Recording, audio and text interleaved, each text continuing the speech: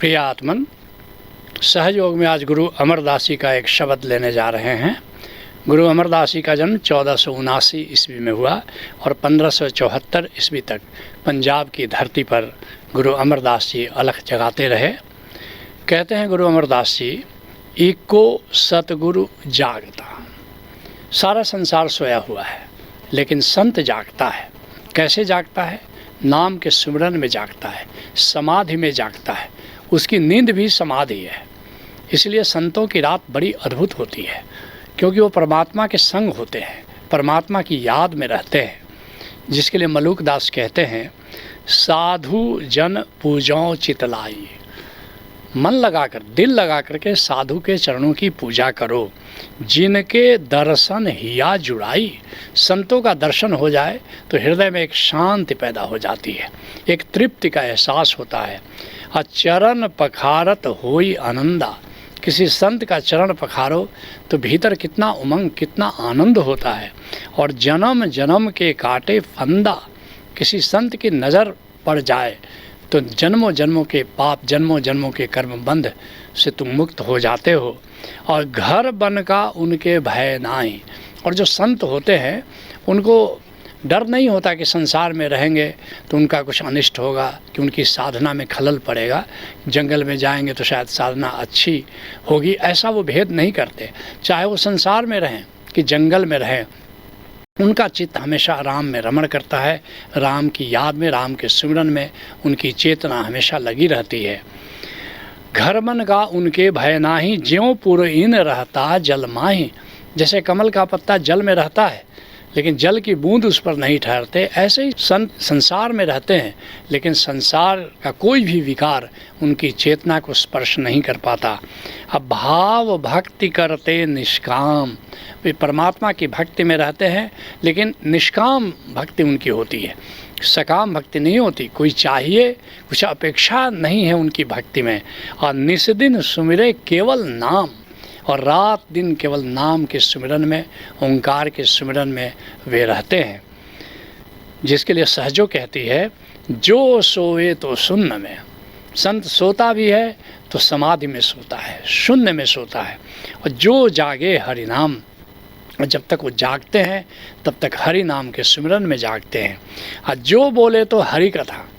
इसलिए संत जो भी बोलता है वो हरि की कथा ही है, हरि की चर्चा ही है। चाहे वो विवेक की बात करे, प्रज्ञा की बात करे, जो भी बात करे, वास्तव में वो हरि कथा समझना चाहिए। और भक्ति करे निष्काम।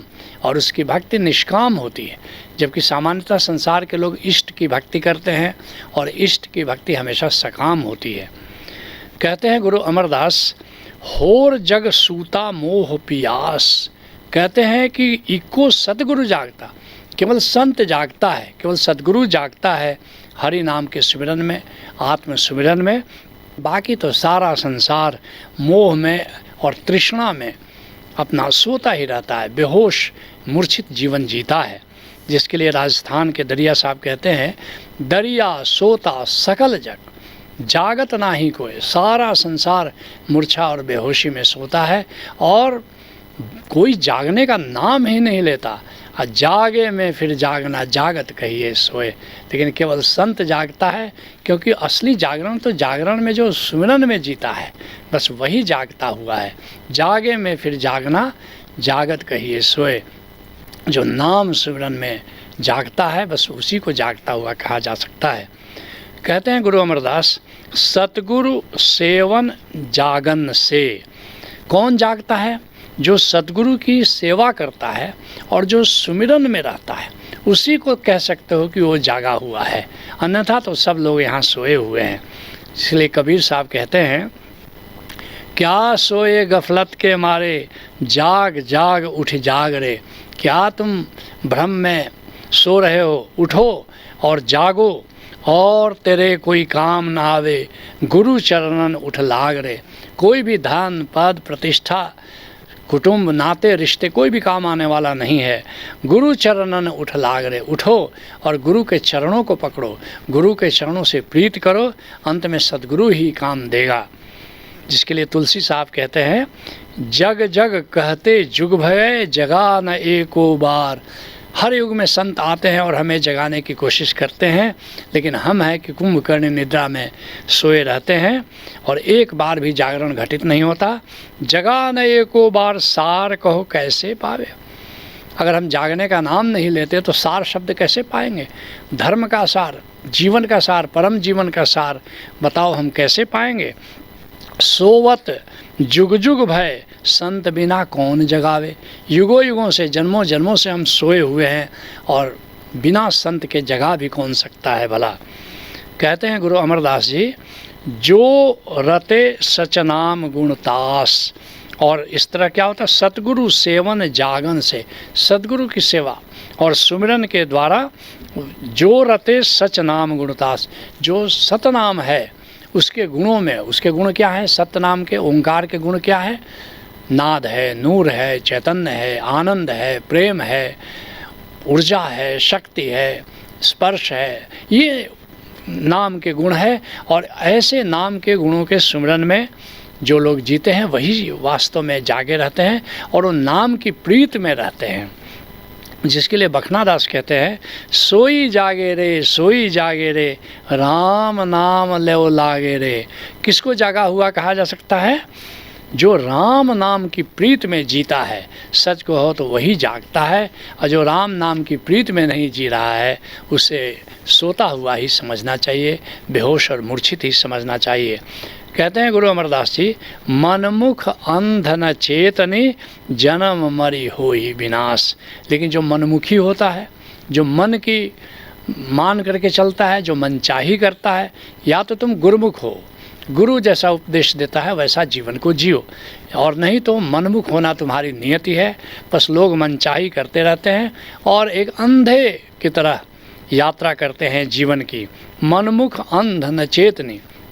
और ऐसा जो व्यक्ति मनमुखी होता है वो चेतता नहीं है, वो जागता नहीं है, वो होश में नहीं आता है। जिसके लिए गुरु अमरदास जी अन्यत्र कहते हैं, मनमुख शब्द न जानई अवगुण सो प्रभु दूर। जो मनमुख होता वो ओंकार तत्व को नहीं जानता, वो आत्म तत्व को नहीं जानता, और इस कारण से वो प्रभु से दूर हो जाता है। और जिन्हीं सच पछानियाँ सच रते भरपूरी।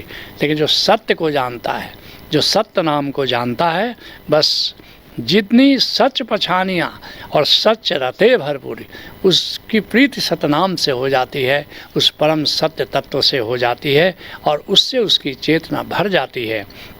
गुरु शब्दी मन बेधिया। इसलिए गुरु के उपदेश से अपनी चेतना को बिंध जाने दो, और प्रभु मिलिया आप हाधूरी।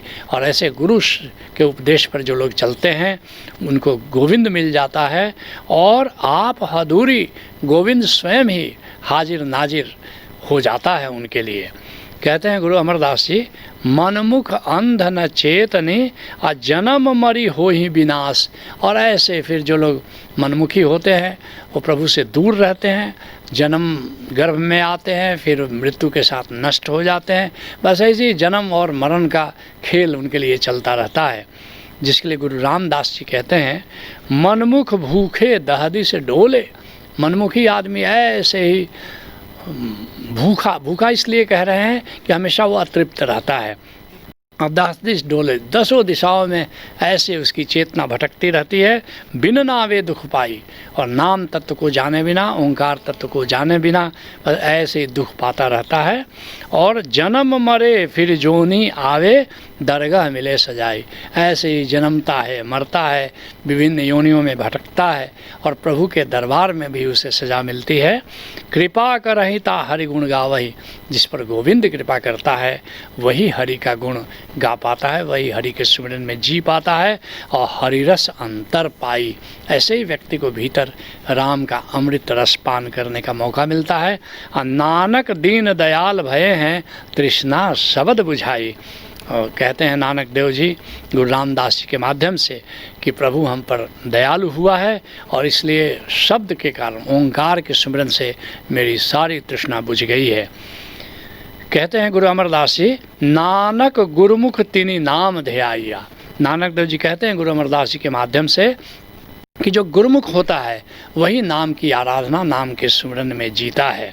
जिसके लिए गुरु रामदास जी कहते हैं, जिसनो नदरी करही तू अपनी, हे गोविंद जिस पर तू अपनी नज़र करता है, कृपा करता है, सो गुरुमुख करे विचार जी।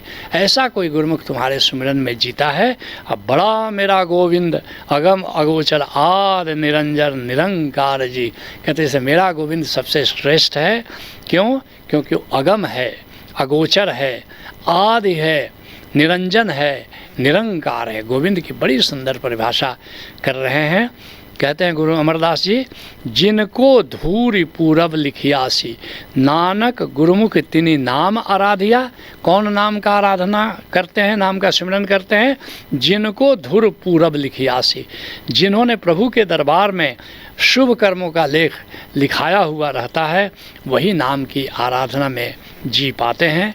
जिसके लिए गुरु अर्जुन देव जी कहते हैं, संत सभा ओट गुरु पूरे, धुरी मस्तक लेख लिखाए।